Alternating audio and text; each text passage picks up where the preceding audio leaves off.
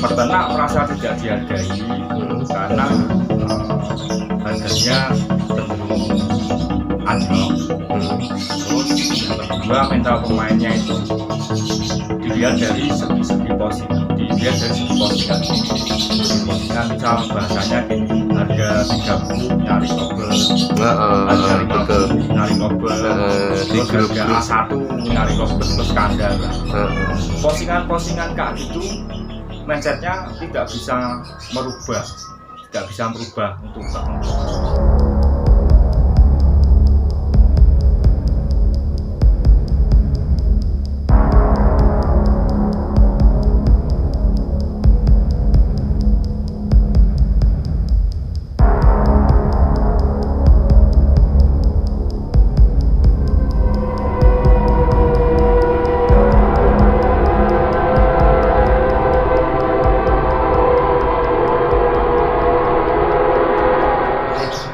Assalamualaikum Pak Eko. Waalaikumsalam. Jadi saya jelaskan untuk Pak Eko sendiri ini, Pak Eko Mutiara Kasih, Facebooknya itu salah satu penggiat lovebird. Kita ketemu di tahun 2015 Piala KLS Cup 1 ya, Komunitas Lovebird Semarang Cup 1 2015 ya Pak ya.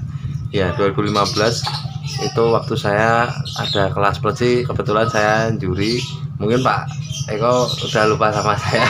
Udah lama Pak, lupa.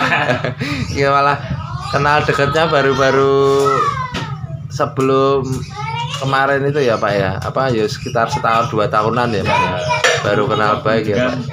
Lebih dekatnya kan pas jadinya di Rusunawa itu. Iya. Di 2017-an. 2017-an. Betul Pak. Cuma deketnya ya setahun terakhir inilah. Siapa sih yang nggak kenal? Alah. Jadi langsung aja Pak Eko. Pak Eko ini kan kebetulan dulu masuk di KLS juga kan Pak Eko.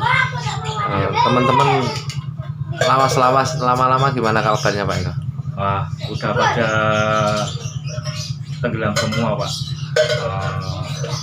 Mungkin ya karena udah pada punya kesibukan tanggung jawab yang lain, sehingga mungkin pada beralih profesi. Oke, mau kita ngobrol santai aja Pak Eko ya, tentang perkembangan lovebird di Semarang ini Pak Eko. Kalau menurut saya perkembangan lovebird di Semarang itu sangat memprihatinkan.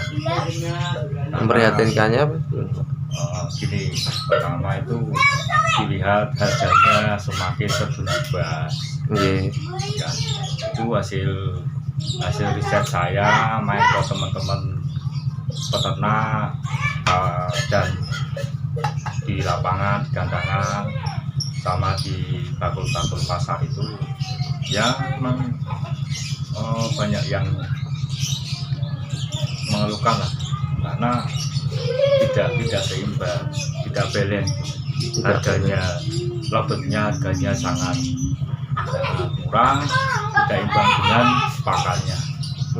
Bisa dikatakan itu harga pakan sama lovebird itu hampir sama untuk nah, ini terjadi karena peternaknya semakin banyak Pak. Sehingga lovebird itu kan menjadi sumber tambahan untuk yang para pekerja ya, untuk yang mengharapkan hasil dari lovebird juga banyak juga. Nah, sehingga hukum ekonomi ya istilahnya itu barang banyak, permintaan sedikit. Nah, apalagi semenjak corona, dunia gandangan di open dulu. Disitulah awal mula lovebird kurang begitu diminati, sehingga harganya menurut saya itu bahasa kebutuhan. Artinya paling saat ini coloke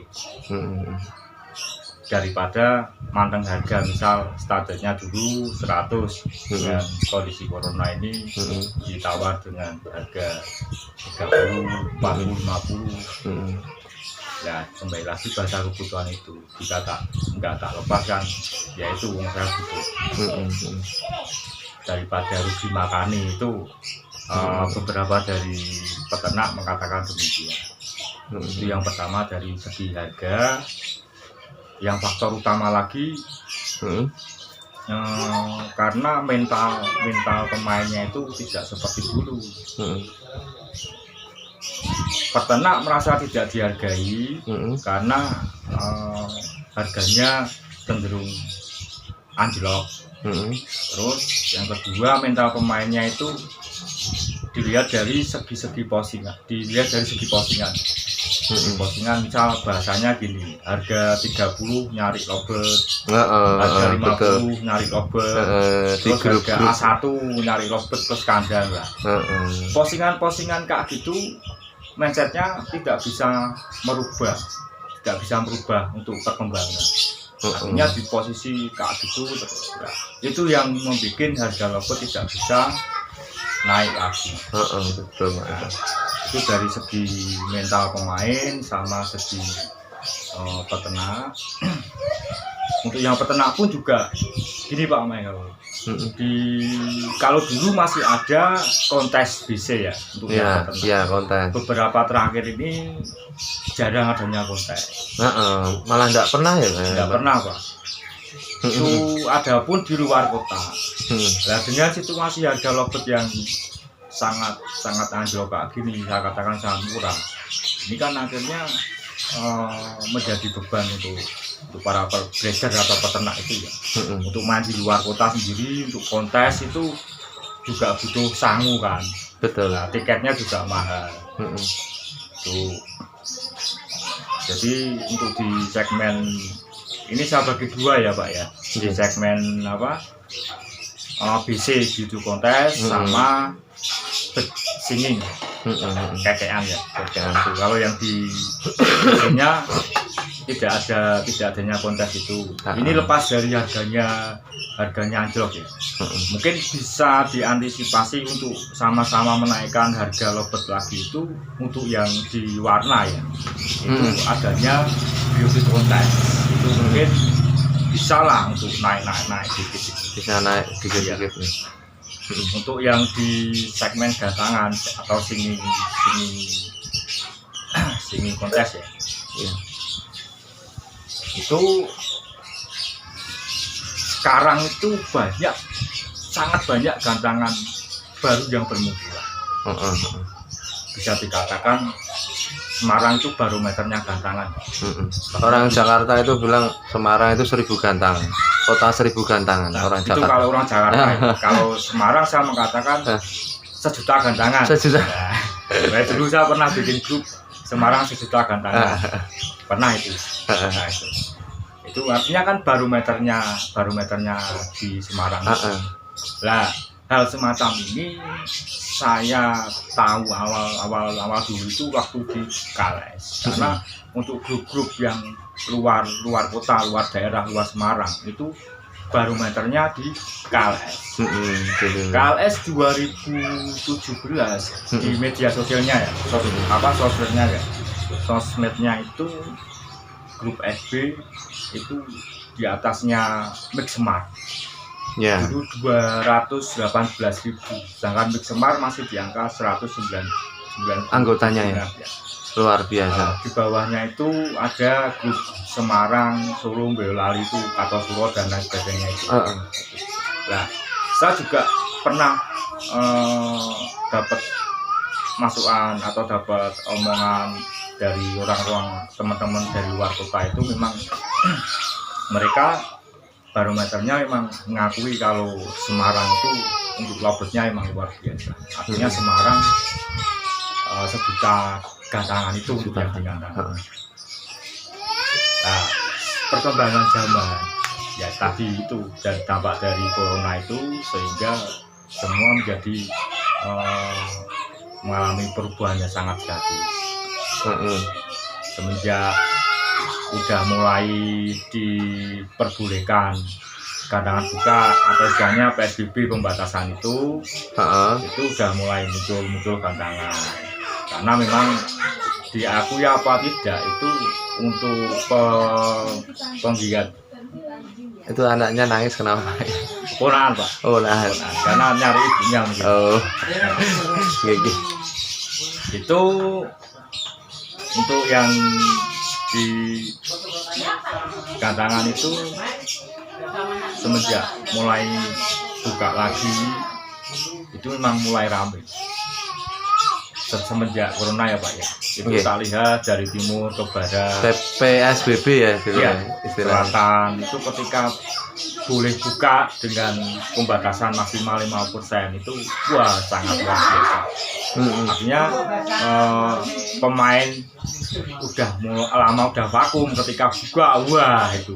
Nah, artinya kan itu menjadi sumber pendapatan penghasilan bagi teman-teman penghobi atau penggiat lovebird atau kicauannya ya. Memang diakui apa tidak itu memang ada berapa persen segmen pekerja yang menghasilkan dari dunia gantangan itu. Betul Pak Ibu. Nah itu hobi lah ya. Sejenis ekonomi kreatif lah itu. Semakin kesininya itu semakin bermunculan gantangan-gantangan baru. Nah memang dilihat mungkin pertama dari hobi, kedua mendapatkan penghasilan. Nah, akhirnya banyak bermunculan gantangan-gantangan baru. Cuman saya lihat, saya amati di sini memang kualitasnya semakin berkurang. Dari segi hasil pengamatan saya itu karena di pakemnya itu. Di pakem. Kembali lagi di pakem. Memang bahasanya brand itu harus mengalami harus ada pembaruan banyak. Brand itu kan ada brand. Kalau ini dibuatkan brand ya, ada brand pendamping, ada brand pembasmi kan gitu. Ya, sebuah produk itu bisa tumbuh, bisa berkembang itu kan dari kompetitor. Iya, dari kompetitor. Terus saya amati memang gantangan Semarang itu menjadi suatu kompetitor antar EO. Antar EO, kompetitor antar EO itu sangat gerak, sangat ramai lah. Jor-joran, bahasanya jor-joran hadiah. Adu hadiah ya. Iya Pak. Adu hadiah. Hadiah. Jadi di konsep konsep jadwalnya apa ini brosurnya itu ya Pak ya. Brosurnya itu adu hadiah juga ya. Betul Pak. Karena ya mental ini kan diakui apa tidak ya Pak ya. Kita atau lovebird itu bisa tumbuh itu ketika munculnya pemain-pemain baru atau NNB. Betul. Ketika pemain baru itu merasakan banyaknya kecurangan, kalau enggak mungkin burungnya itu kerja tapi tidak kepantau. Kalau enggak istilahnya yang semenang itu aja pemain lama. Akhirnya udah enggan, nggak mau, udah wah capek karena gandang itu kan pakai uang. Nah, itu kalau dari segmen pemula ya itu saya dapat informasi sharing demikian. Nah kembali lagi ke banyaknya gantangan itu.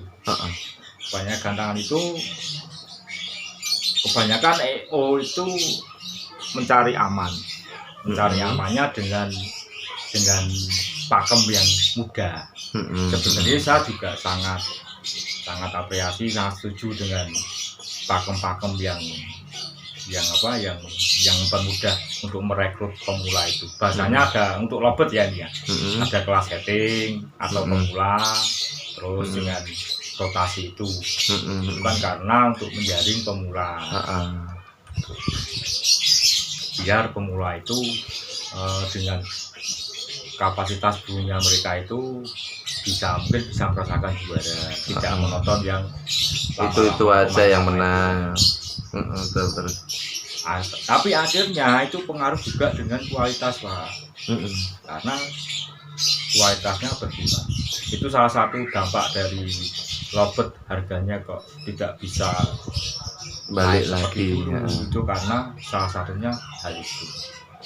Gimana tidak coba sekarang burung iblik-iblik itu bisa juara. Artinya kalau bicara ke pakem, ya kan, kalau dulu nggak ada model rotasi atau batasan, itu nggak ada. Kalau sekarang itu EO banyak yang menggunakan rotasi atau batasan. Biasa saya sangat apresiasi karena untuk menjadi pemula dan untuk mungkin melatih burung ya. Cuman saya lihat, saya amati itu gantangannya nggak begitu ramai Pak. Ketika ada kelas lost point misalnya, itu saya simak dari beberapa yang punya EO itu, jika ada kelas lost point itu permintaannya sedikit.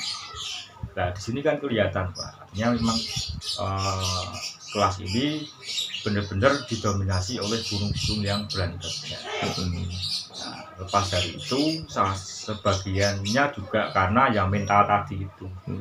Misalnya nih saya main di kelas lost point, sedangkan saya tahu kapasitas burung saya ini cuma sekedar rajin bocor ya kan, kalah kan Pak dengan yang burung sepur-sepur itu kan? Karena ini mainnya kan lost point. Nah, itu kalau dulu memang nggak ada rotasi. Nah dengan adanya rotasi ini banyak bermunculan gantangan-gantangan baru. Akhirnya pemain bisa memilih Pak, main di mana anaknya. Coba sekarang bayangkan dekat mana Semarang Timur itu ada berapa? Banyak Pak, nggak ada 3 kilo ada, nggak ada 3 kilo ada, hampir tiap kelurahan Pak ya, minimal kecamatan ya. Betul Pak. Nah ini pemain kan bisa memilih dari tempat tinggal dan mungkin bahasa kenyamanan Pak ya, melihat pakemnya. Betul. Jujur saya pribadi ketika melatih burung itu saya cari yang nyaman, rotasi ya, yang rotasi dengan pakem yang ya untuk melatih itu aman lah. Intinya pakem Pak. Kalau dulu ini sebagai contoh aja, dulu di Kalek itu kan nggak ada model batasan atau rotasi ya. Zaman dulu relatif nggak ada Pak. Nggak ada. Tiap IO nggak ada batasan, nggak ada rotasi. Nah itu dulu harganya masih tinggi karena juga diimbangi dengan kualitas burungnya itu sendiri Pak. Kalau sekarang memang susah sih Pak. Pak. Susahnya karena gini Pak, sama-sama EO itu mungkin tidak ada kekompakan. Misal mungkin dibikin satu wadah, ya kan, grup itu antar EO, mungkin beda lagi Pak. Bisa kayak dulu ada Semarang Bersatu. Nah itu kan semua EO ada yang mengkoordinir itu, sehingga tidak terjadi benturan atau tabrak-tabrakan, persaingan sehat aja. Kalau sekarang kan enggak Pak, jor-joran hadiah, dimana yang ada tanpot pasti itu ramai. Iya betul. Tanpot tanpa syarat sekalian. Ya itu Pak. Pasti ramai itu. Ngeri Pak sekarang. Aduh itu namanya apa ya? Konsep ya Pak ya. Betul Pak. Ya memang harusnya itu dibikin beberapa kelas Pak. Memang untuk yang setting ada, yang rotasi ada, yang lost point ada. Jadi terjadi peningkatan kan. Misal pertama hadir itu nyoba di kelas setting, kok burungnya mampu di lost point misal, ikut lost point. Nah harapannya kan harganya bisa menunjang lah. Gitu kalau dilihat dari segi gantangan Pak ya. Banyaknya gantangan di Semarang itu hampir kebanyakan jarang yang full, Iya, jarang jarang yang full. karena pemain bisa Ini dan nggak kayak jual berambang di pasar gitu. ya itu Tapi ya tetap laku semua ya Pak ya. itu bisa, kalau menurut saya Pak ya, itu kita jual kemasan. Kemasan. Selama kemasannya dikemas dengan yang mewah, mungkin banyak pemain. Itunya kalau saya lihat di mana ada tanpa tasya, Tanpa syarat. tanpa potongan, tanpa syarat itu mungkin Rame. Iya. Banyak pengaret juga ya. Karena diakui apa tidak Pak, yang murni hobi itu berkurang. Bukan bilang nggak ada ya, tapi berkurang. Dimana hobi itu bisa menghasilkan, akhirnya menjadi mata pencarian. Mata pencarian. Betul, Pak. Luar biasa Sampai kapan? sekali. Pak Eko, habis ini saya mau nanya lagi, Ya. tapi kita sambung sesi berikutnya ya Pak Eko ya. Ya, Terima kasih Pak Eko. Ini tentang burung konset dan non konset Pak Eko. iya Tiga tangan kan ada apa di kemasan, ada non konset, tapi adanya burungnya konset. Itu menurut Pak Eko gimana nanti setelah ini? iya. Terima kasih Pak Eko ya.